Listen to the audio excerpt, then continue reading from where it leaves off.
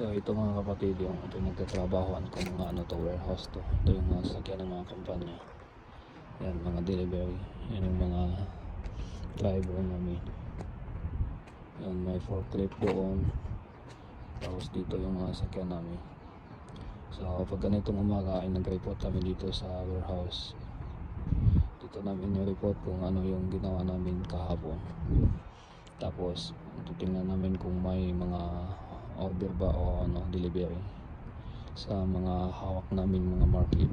Tapos pupuntahan namin kung may mga order doon, ihahatid doon ng mga driver. Tapos sasamahan namin sa mga market. Tapos kami na yung mag-aayos doon.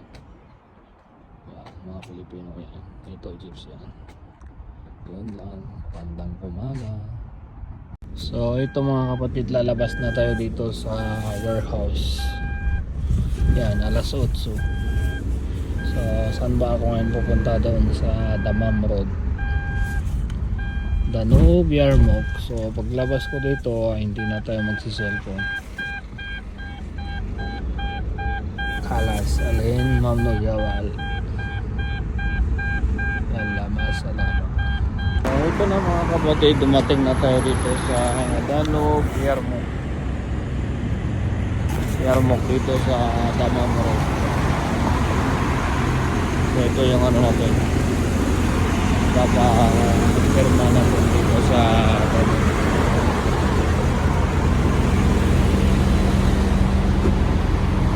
Pasok tayo dito sa loob para firma. So yung driver ay hindi pa dumating. So ito mga kapatid, check natin sa ano kung nandito ba may RTV ba tayo. Ito mga kapatid, na-check nila sa system na may ano tayo, RTV, may mga damage o kaya near expired. So hindi nila ito pipirman hanggat hindi natin kinuha yung RTV. So ngayon ipapa-receive na natin yung item. Talatin haba 500 gram, 1 carton 30 pieces, 500 gram. Expiration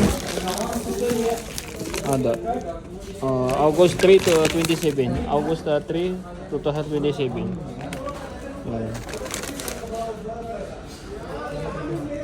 So after ma-receive to, lalagyan natin ng presyo tapos i-display.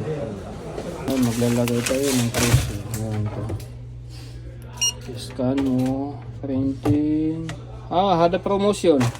So pag promotion, hindi siya lalabas dito. So i-back natin 11. Ito yung lalagyan natin ng presyo. Kasi pag promotion, hindi lumalabas dito. Yan. Tapos 7, lalabas na dito. Yan.